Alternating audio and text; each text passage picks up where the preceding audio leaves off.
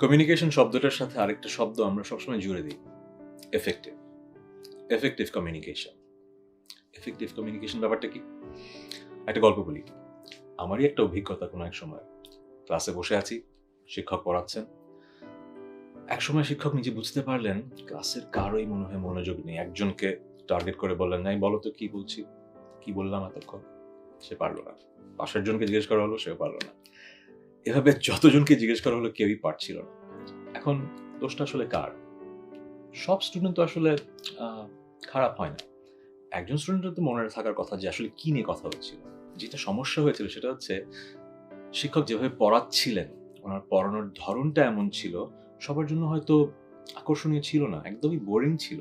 কোন একটা কারণে কানেক্ট করতে পারছিল না স্টুডেন্টরা। এই কারণে ওই সময়টায় হয়তো ক্লাসের কেউই আসলে ধরতে পারেনি উনি কি পড়াচ্ছিলেন। উনার লেকচারটা ইফেক্টিভ হয়নি। উনার যে কথাগুলো বলার দরকার ছিল সেটা হয়তো উনি বলছিলেন, কিন্তু যেভাবে বলার দরকার ছিল, যেভাবে বললে ছাত্রদের মনে কনটেন্টটা বসে যেত, সেভাবে উনি বলতে পারেননি। এটাই হচ্ছে আজকের টপিক।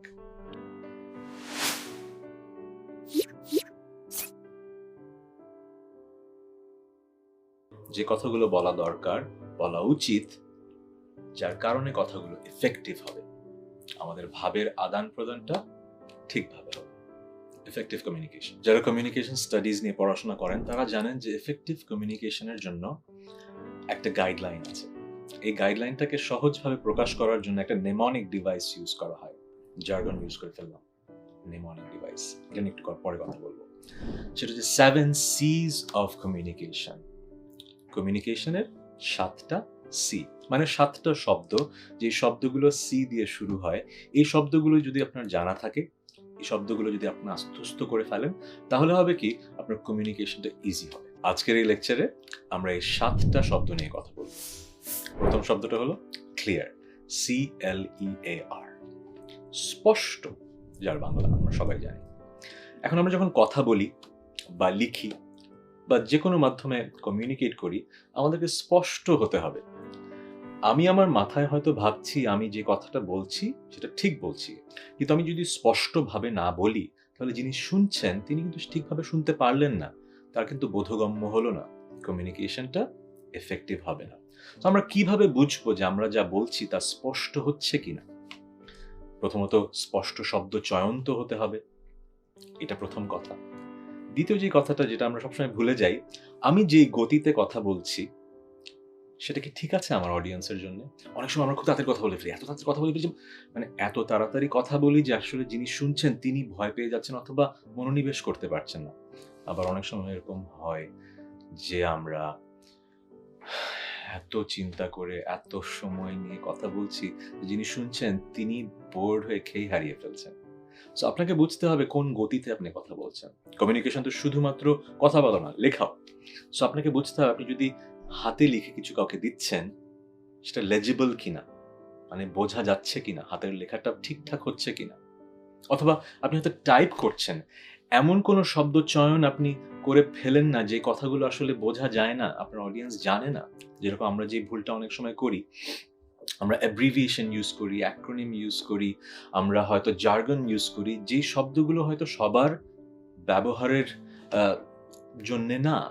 হয়তো একটা স্পেসিফিক ফিল্ডের মানুষ এই শব্দটা খুব বেশি ইউজ করে। কিন্তু সেটা যদি আপনি সব জায়গায় ইউজ করতে শুরু করেন, তাহলে কিন্তু আপনার কমিউনিকেশনটা ক্লিয়ার হলো না। ফিরে যাই নেমনিক ডিভাইস। এই যে শব্দটা যারা ভাষাতত্ত্ব নিয়ে কথা বলেন, পড়াশোনা করেন, তারা হয়তো এই শব্দটা খুব ইজিলি হয়তো ব্যবহার করেন। কিন্তু আপনি আমি হয়তো এই শব্দটা সবসময় ইউজ করি না। সো এই কারণে আমি যখন এই শব্দটা ইউজ করলাম, আপনি কিন্তু একটু কনফিউজড হয়ে গেলেন এটার মানে কি?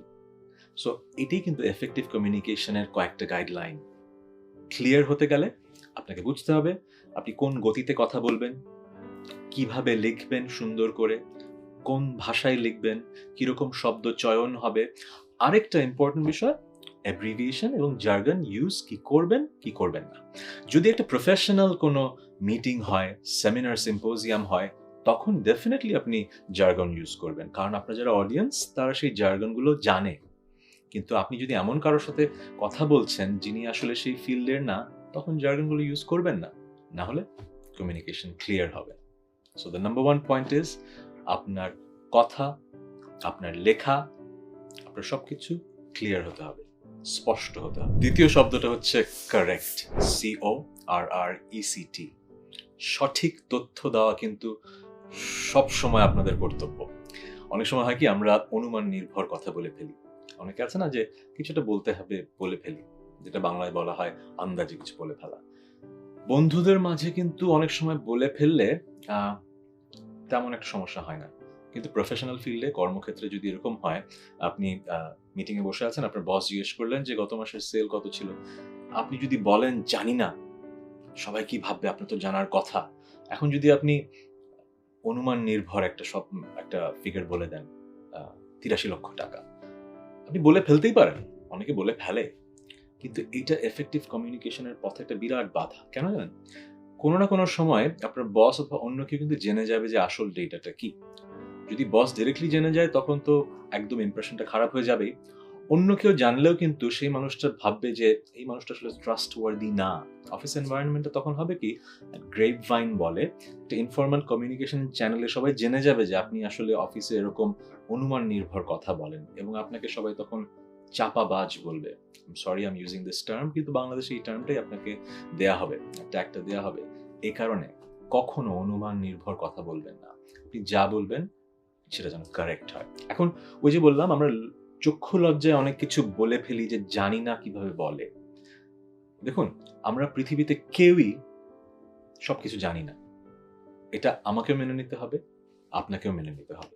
আমি কমিউনিকেশন নিয়ে লেকচার দিচ্ছি, তাই বলে কি আমি কমিউনিকেশন ফিল্ডের সবকিছু জানি? আমি তো জানি না। আমরা প্রতিটা মানুষ শিখছি, প্রতিনিয়ত শিখছি।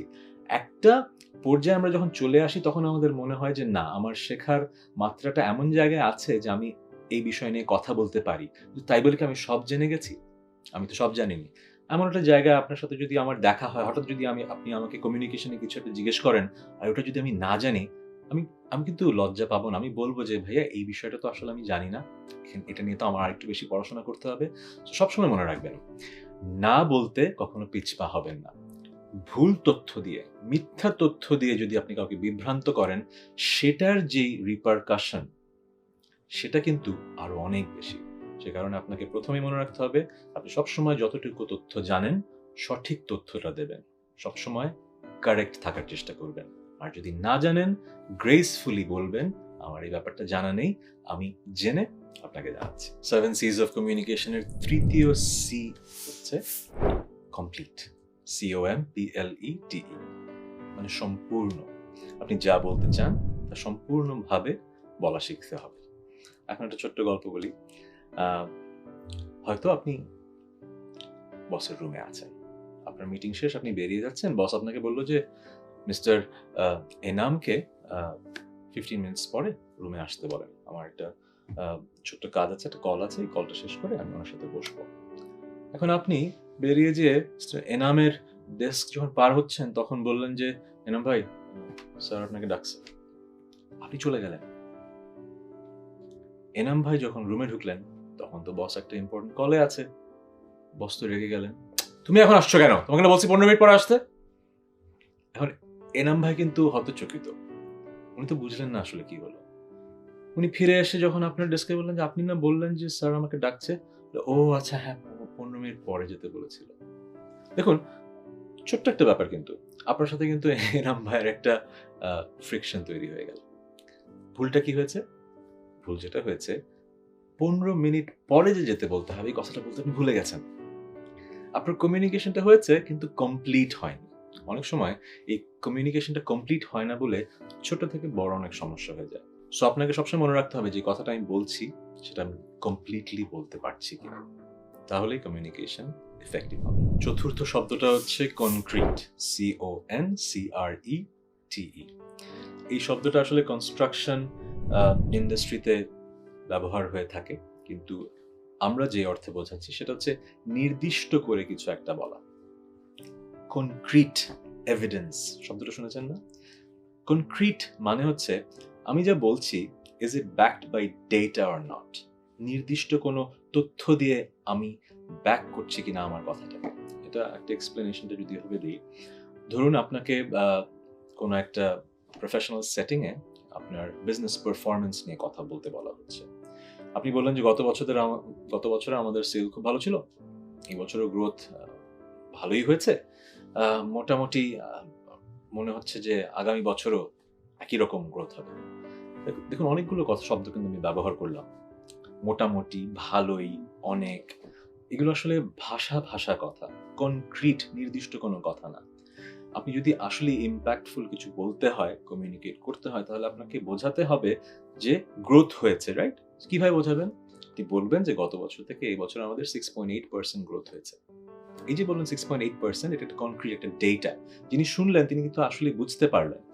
এখন আপনি আরো বলতে পারেন, আমাদের এই ইন্ডাস্ট্রিতে বেঞ্চমার্ক হচ্ছে, যদি ফার্মাসিউটিক্যাল ইন্ডাস্ট্রি নিয়ে আপনি কথা বলে থাকেন, অন্য সব কোম্পানির অ্যাভারেজ হচ্ছে 4% গ্রোথ হয়েছে। এখন যিনি শুনছেন তিনি কিন্তু বুঝে গেলেন যে 6.8% গ্রোথ হয়েছে, এটা তো ভালো খারাপ কিভাবে বুঝলাম? বাকি সব কোম্পানির অ্যাভারেজ গ্রোথ হয়েছে 4%, তার মানে আমার কোম্পানির গ্রোথ আসলেই ভালো হয়েছে। দেখুন, প্রথমে যখন আপনি কথা বলছিলেন মোটামুটি, ভালো, হবে, এগুলো কিন্তু আসলে কোনো ভ্যালু নেই, আসলে কিন্তু এফেক্টিভ কমিউনিকেশন হচ্ছিল না। কিন্তু যেই মুহূর্তে আপনি বললেন 6.8% গ্রোথ হয়েছে, ইন্ডাস্ট্রি বেঞ্চমার্ক এখন আমরা কম্পেয়ার করলাম, তখন আমি বুঝে গেলাম যে আমার কোম্পানিটা আসলেই ভালো করছে।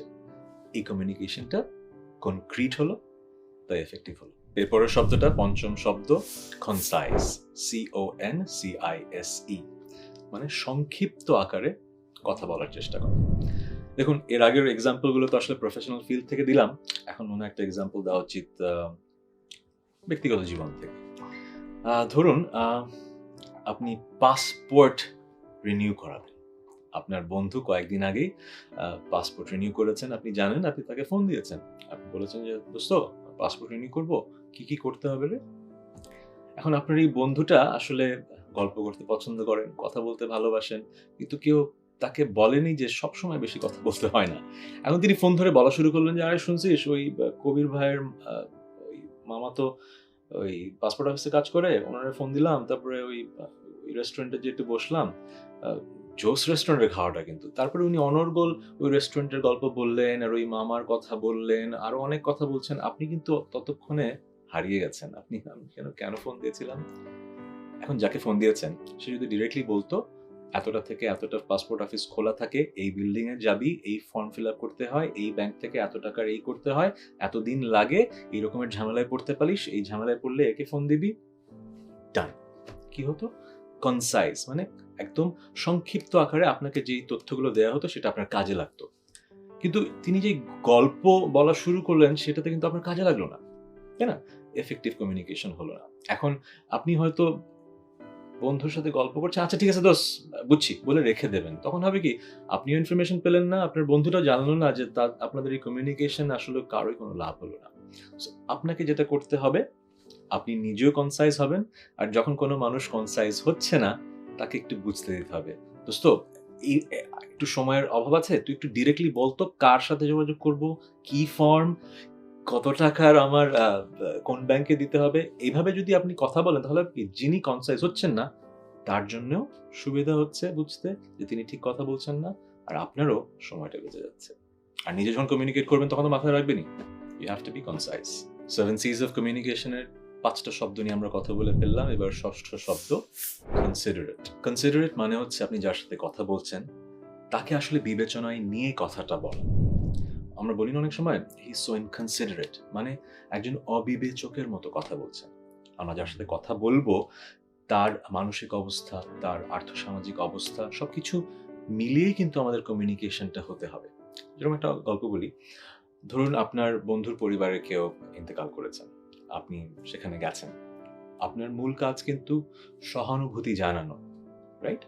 কিন্তু আপনি কিছুক্ষণ সেখানে সময় কাটানোর পর ওখানে আরো কিছু বন্ধু আছে, সেখানে আপনি গত রাতের ফুটবল ম্যাচ নিয়ে কথা বলা শুরু করেছেন এবং হয়তো একটু হট্টগোল করা শুরু করেছেন। আপনি ভুলেই গেছেন যে আসলে কোন পরিস্থিতিতে আপনি আছেন, কেন ওই বাড়িতে আপনি গিয়েছেন। অবিবেচকের মতো আপনি কাজ করছেন, আপনি কনসিডারেট হচ্ছেন না। আরেকটা গল্প বলি, ধরুন আমি একজন শিক্ষক, বেসরকারি বিশ্ববিদ্যালয়ে পড়াই এবং সেখানকার নিয়ম হচ্ছে ইংরেজি ভাষায় পড়াতে হবে। সো আমি ৮০ মিনিট ধরে ইংরেজি ভাষায় ক্লাস নিতে অভ্যস্ত। আমাকে হয়তো কোনো একটা কারণে কোনো একটা গ্রামের প্রাইমারি স্কুলে আমন্ত্রণ জানানো হলো, আমি সেখানে গেলাম। বক্তৃতা দিতে আমি স্টেজে উঠলাম। এখন আমি যদি অনর্গল অভ্যাসবশত ইংরেজিতে কথা বলতে শুরু করি, আমি কিন্তু আসলে ঠিক কাজটা করছি না। কারণ গ্রামের প্রাইমারি স্কুলের ছেলেরা মেয়েরা হয়তো ইংরেজিতে ততটা দক্ষ না, খুব স্বাভাবিক।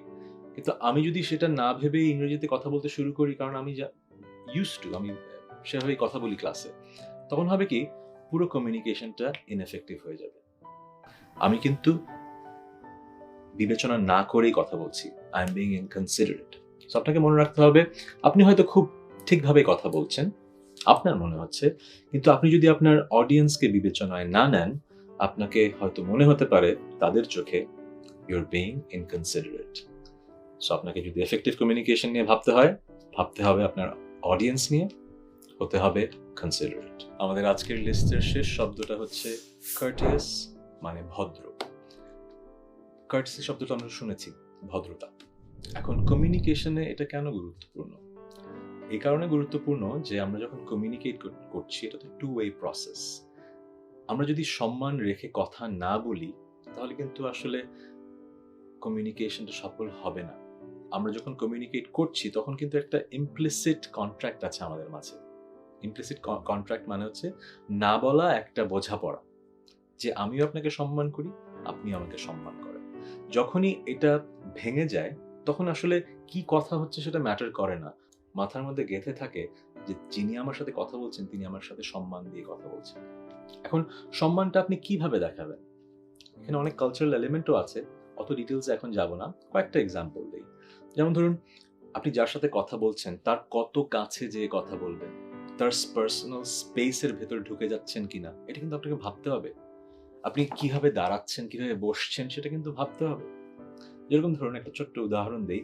আমি যখন যুক্তরাষ্ট্রে পড়াশোনা করতে গিয়েছিলাম, আমি দেখেছি ওখানকার স্টুডেন্টরা শিক্ষকদের সামনে পা তুলে যেভাবে বসে থাকে ক্লাসরুমে, সেটা ওদের কাছে হয়তো নর্মাল, শিক্ষকের সম্মানহানি হচ্ছে না। কিন্তু আমার দেশে কিন্তু আমরা সেটা খুব সাধারণভাবে নেই না। সো গুরুজনদের সাথে কিভাবে কথা বলবো, এটা কিন্তু আমরা কালচারালি শিখে এসেছি। এটাই কিন্তু কমিউনিকেশন একটা পার্ট। আপনি হয়তো আপনার বাবাকে একটা বিষয় বোঝাতে চাচ্ছেন, কিভাবে কথাটা বললে বাবা বুঝবে, এটা কিন্তু আপনার বুঝতে হবে।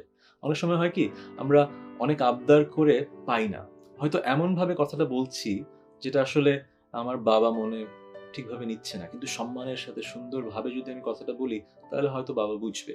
এই কারণেই পার্সোনাল ক্ষেত্রে হোক, কর্মক্ষেত্রে হোক, আপনাকে বুঝতে হবে ইউ হ্যাভ টু বি কার্টিয়াস।